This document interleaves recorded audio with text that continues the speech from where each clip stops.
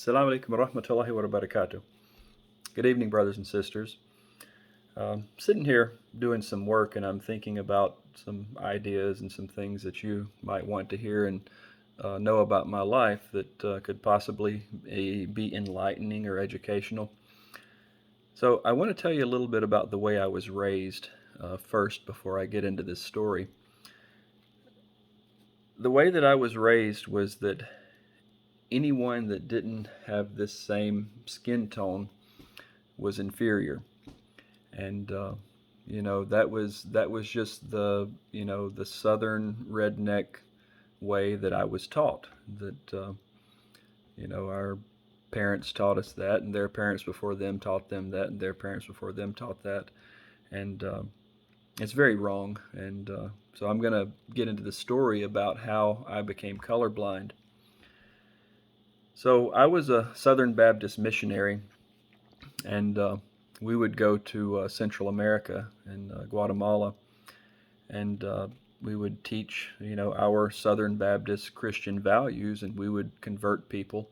And I was doing for Christianity what I'm doing now for Islam, and inshallah, I hope that I continue doing that for the rest of my life, is spreading the word of Islam and teaching people and helping people to understand what we believe. So the work that we were doing that day, we were out in the middle of the jungle. We were feeding people. We were bringing medicine to them. We were building structures like churches and stuff like that. And I was invited by a gentleman. His name was Lorenzo, and he was really nice. He didn't speak a word of English, and at that time I spoke some Spanish enough to get along with everyone. So he told me, call him Tio, which Tio means uncle. So Tio Lorenzo, he told me, he says, look, he says, we have a break coming, and I want to invite you for lunch. And I said, okay. I said, that sounds good. Let's go for lunch.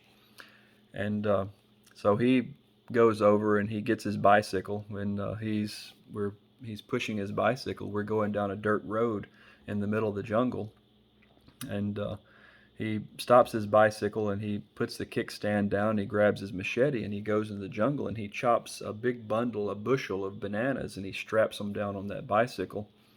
And we continue trekking through this trail in the jungle.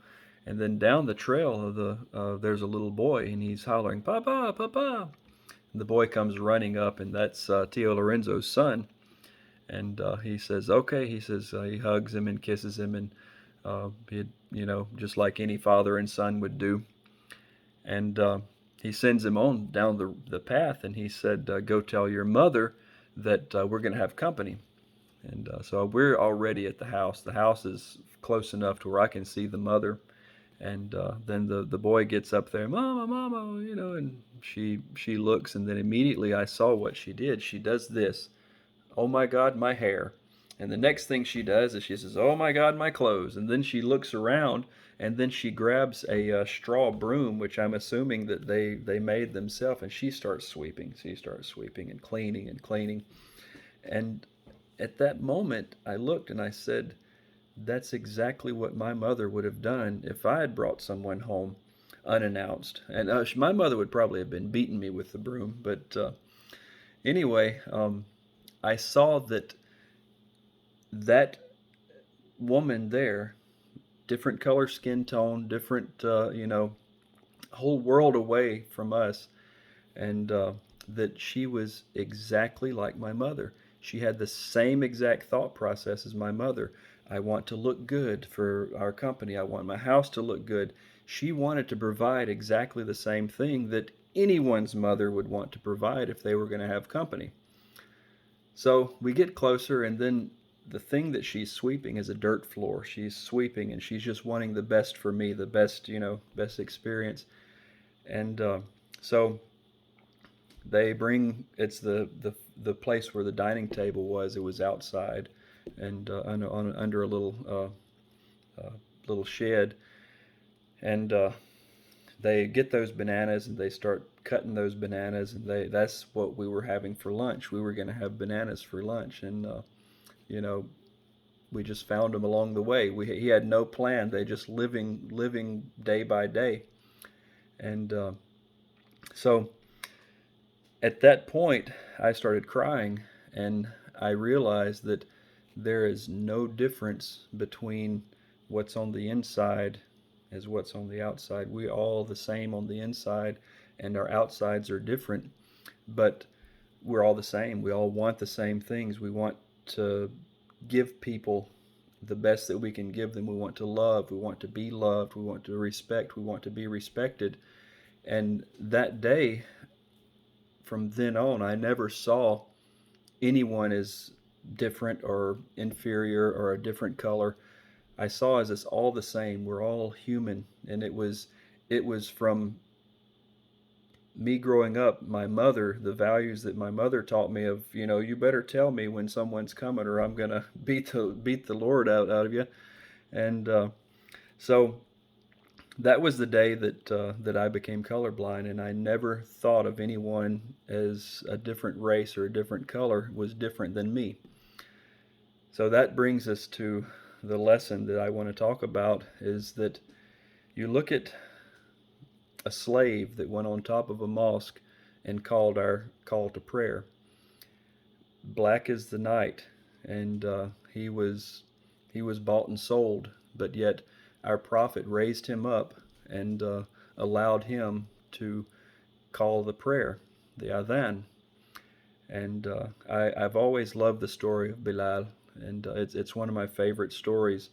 And I just want to, in closing this message, I want to tell you that we are all the same. We are all exactly at the same level. The only difference in us is our deen and our religion. And inshallah, that's the main thing that we're worried about is we're worried about our deeds, and we're worried about our character, and we're worried about propagation of our religion and the our books and the memorization, and we that should be the only thing that matters, and that should be our status, that how great we are with our God and how great we are with others, not a color. Color is only superficial. It's only what you see on the outside.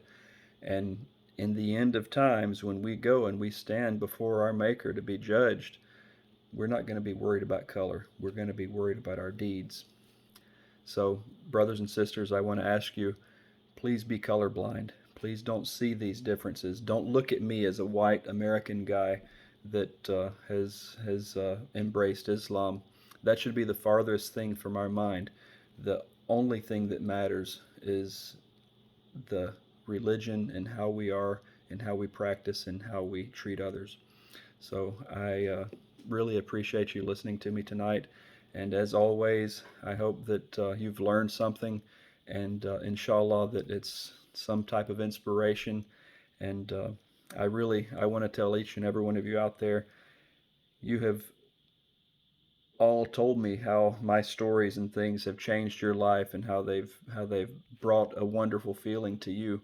You're doing the same thing to me, and I want you to know that every single message and every single, even if it's a small a heart or a hands raised for a prayer, it means the world to me. And I'm trying to respond to as many of you as I want to. I don't want to just pass you by. If I haven't responded to you, I swear that I'm trying to, and I see the messages there. I also want to tell you that I have an Instagram that it's easier for me to respond to the messages if you can just go into my YouTube info space there, and it'll have my Instagram link. You're welcome to come and to follow me on Instagram. I don't post much there, but that's the best way that I can communicate with you. If you just send me a message there, I will get back to you. Don't stop putting the messages inside the YouTube channel, because there's a lot of people watching us inside there. A lot of people that are just right on the verge of becoming Muslim. So far, since this channel has started, there's two sisters and a brother that have joined us, and I, uh, I just every time I think about that, it fills my heart, and it makes me just I just say Alhamdulillah, Alhamdulillah, Alhamdulillah that this is making a difference and we're making a change. And it's not just about me; it's about you. I need you also. You help me where I fall short. Uh, I can't answer every question, and but there's so many brothers and sisters out there that are, very very knowledgeable. I ask you to please step in and help me to answer these questions when they arise. If you see something, please feel free. That's your responsibility. It's your opportunity to use this technology that we've been provided to spread this word throughout the world. So, Jazakallah khair.